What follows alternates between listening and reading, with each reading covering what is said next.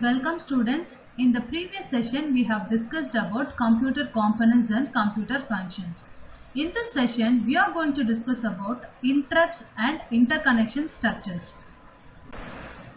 Interrupts. What is an interrupts? Let me explain with you a simple example so that you can understand easily.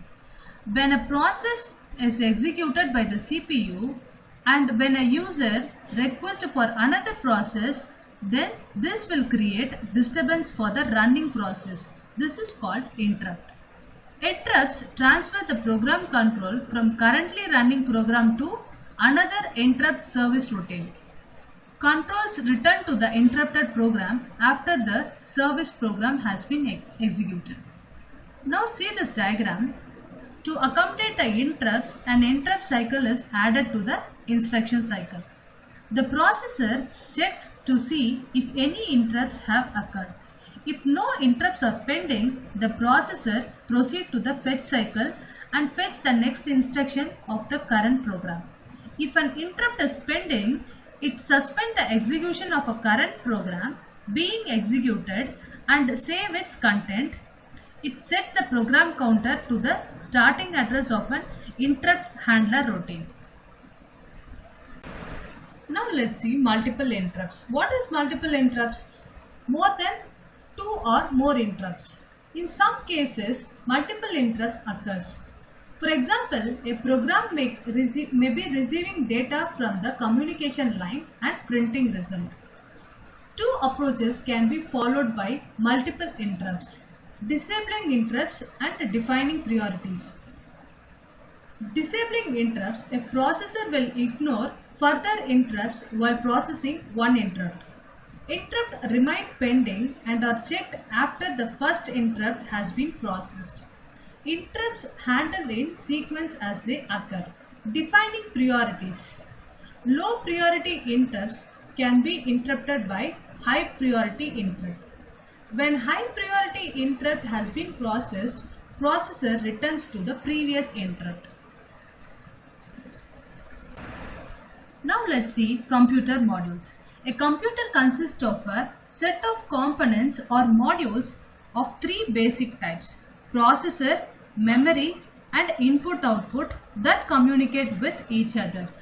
The collection of paths connecting the various modules is called interconnection structure.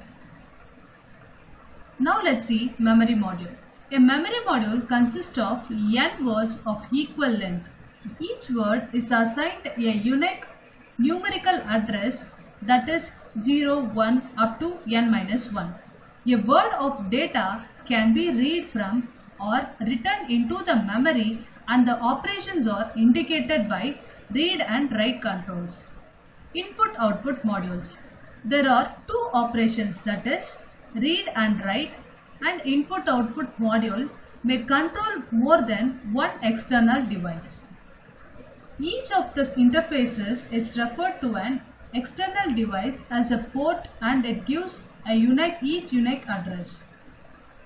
Next, processor. The processor reads in instruction and data, writes out data after processing, and uses control signals to control the overall operations of the system.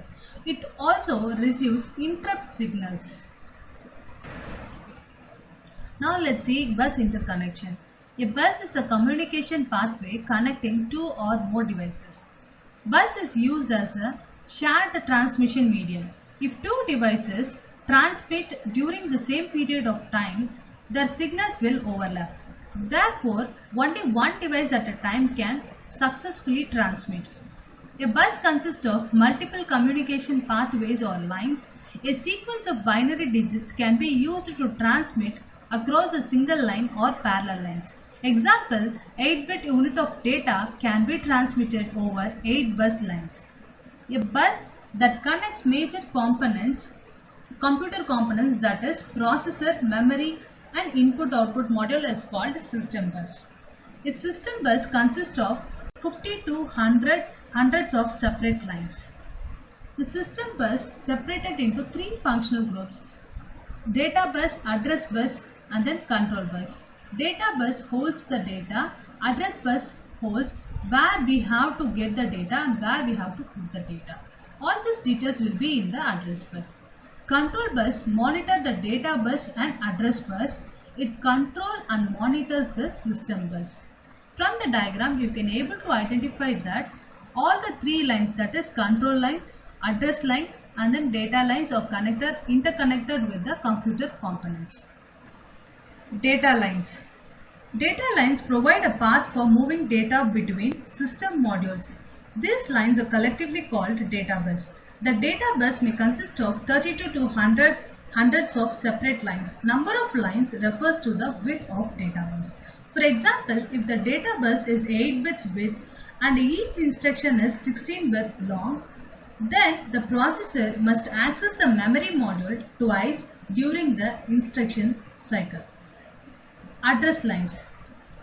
It is a collection of wires. Those wires are used to identify particular location in main memory. It is used to identify the source address and the destination address of a data. For example, if CPU wants to read a data from memory, it has to know where the data is present. Control lines. These are used to control the access and use of data and address lines.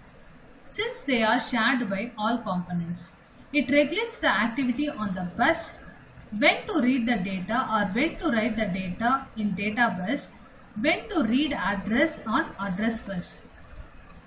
The control lines includes memory write, memory read, input output write. Memory write causes data on the bus to be written into the addressed location. Memory read causes data from the addressed location to be placed on the bus. Input output write causes data on the bus to be output to the addressed input output port. Now let's see the elements of bus design. The various elements of bus designs are discussed here. First one is bus types. There are two types of bus types. One is dedicated and the other one is multiplexed. In dedicated, bus line is permanently assigned to one function. In multiplex, one or more function used the same line. And then next is method of arbitration. There are two types of arbitration. One is centralized and the other one is distributed. In centralized, a single hardware device known as bus controller or arbiter is responsible for locating time on bus. In distributed, each module contains access control logic and the modules act together to share the bus. The next one is timing. Two types of timing is there. One is synchronous and the other one is asynchronous. Synchronous timing, the occurrence of event on the bus is determined by the clock. Clock transmits a sequence of ones and zeros. A single 1 to 0 transmission is referred as clock or clock cycle or defines a time slot. Asynchronous timing. The occurrence of one event on a bus follows and depends on the occurrence of the previous event. Bus width.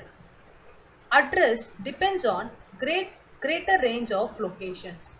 Data depends on the greater number of bits transferred at one time. Data transfer types: read, write, read, modify, write, read after write, block. Read in read data can be read, in write data can be written. Read, modify, write, a read followed immediately by a write to same address. Read after write, a write followed immediately by a read to the same address. Block. One address cycle is followed by n data cycle. The first data item is transferred from address and remaining the data from subsequent addresses. In this session, we have discussed about interrupts and interconnection structures. Thank you, students.